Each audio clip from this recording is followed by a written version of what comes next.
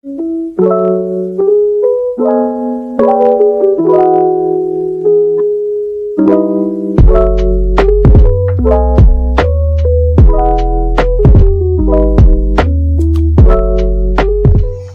semuanya, selamat datang kembali di channel YouTube saya, Saniatul Hikmah.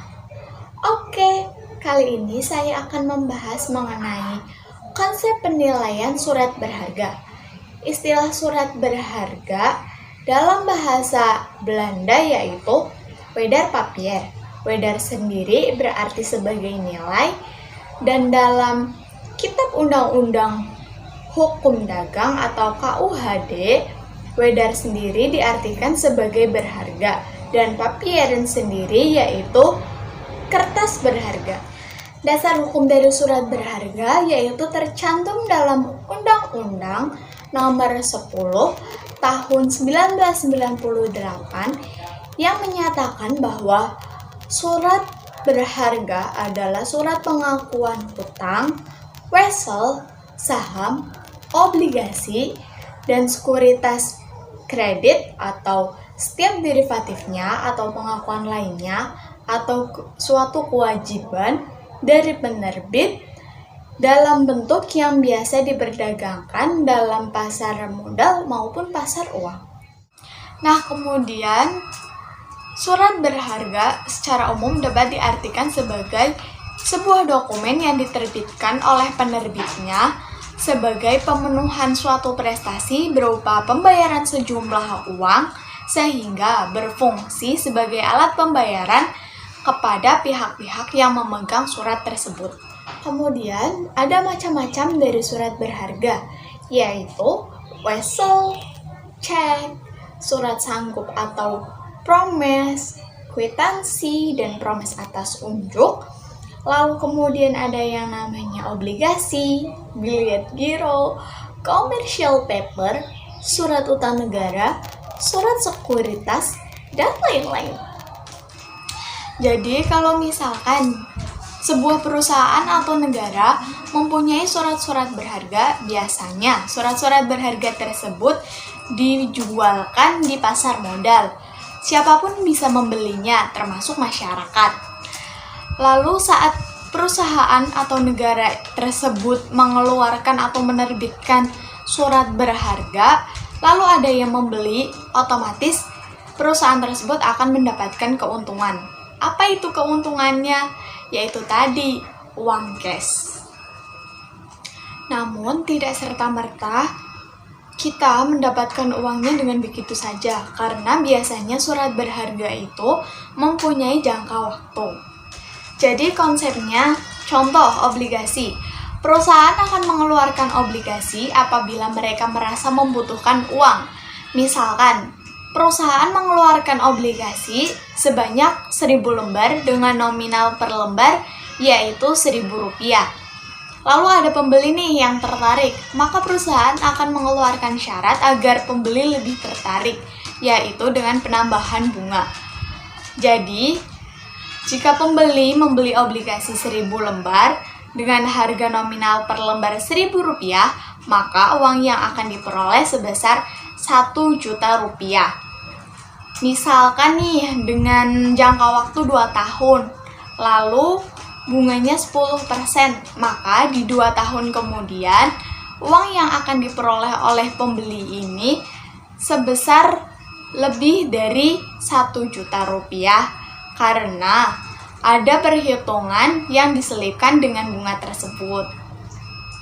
Selanjutnya, pengertian penilaian. Ada yang namanya investasi yang merupakan suatu komitmen penentuan dana pada periode tertentu untuk mencapai imbal balik yang diinginkan. Sedangkan untuk penilaian itu sendiri diartikan sebagai proses penentuan suatu sekuritas atau aktiva modal. Ada juga yang namanya harga wajar aset, yaitu imbal balik yang kita inginkan berbanding dengan imbal balik yang diberikan aset tersebut. Oke, lanjut. Pengertian obligasi. Obligasi merupakan surat hutang yang dikeluarkan perusahaan atau negara. Obligasi memiliki ciri yang pembayarannya bersifat tetap tiap periodenya. Jangka waktu periode jatuh tempo dari obligasi sendiri ini juga bermacam-macam loh. Mulai dari 1 tahun sampai dengan 10 tahun. Sedangkan untuk jatuh tempo dengan jangka waktu yang terbatas disebut sebagai konsol.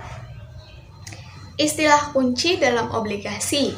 Yang pertama, nilai nominal atau par value, yaitu harga yang tercantumkan dalam surat obligasi. Lalu yang kedua ada yang namanya kupon tingkat bunga, yaitu tingkat bunga dalam persentase berdasarkan nilai nominal yang akan dibayarkan oleh pihak penerbit. Misalnya, perusahaan menerbitkan obligasi dengan kupon tingkat bunga sebesar 20%, lalu nominalnya 1 juta yang akan dibayarkan setiap tahun selama 10 tahun.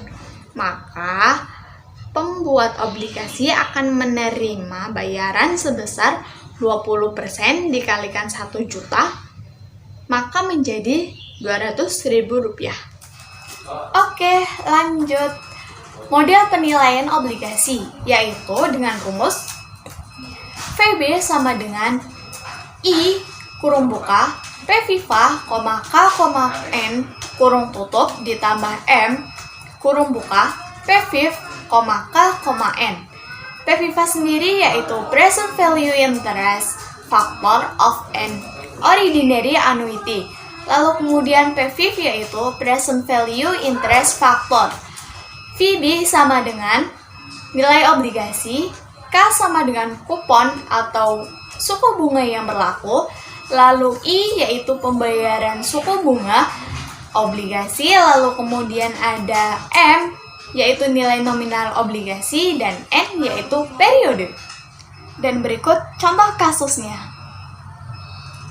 PTX pada tanggal 1 Januari menerbitkan obligasi dengan par value 10 juta dengan bunga 14% dan masa edar 10 tahun dan bunga obligasi dibayar tahunan. Berapakah nilai nominal yang harus dikembalikan pada akhir tahun? Jawabannya, par value sama dengan 10 juta, K sama dengan 14% sama dengan 0,14, N sama dengan 10, bunga tahunan atau I sama dengan 10 juta dikalikan dengan 14% sama dengan Rp1.400.000. Rumusnya, VB sama dengan I kurung buka P Viva, K, N kurung tutup plus M kurung buka P Viv, K, N kurung tutup. Maka sama dengan 1.400.000 dikalikan dengan 5,221. Nah, untuk 5,221 ini didapat dari tabel P Viva pada 14% tahun ke-10.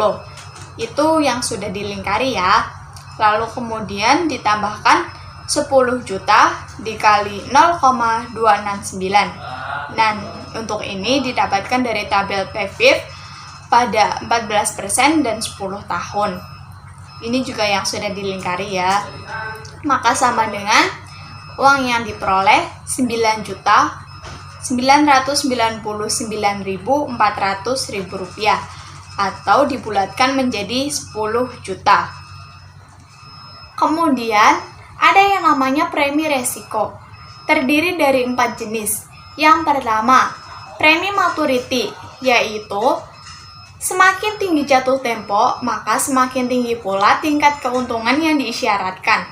Yang kedua, premi kebangkrutan. Perusahaan yang memiliki resiko bangkrut akan meningkatkan tingkat keuntungan yang diisyaratkan.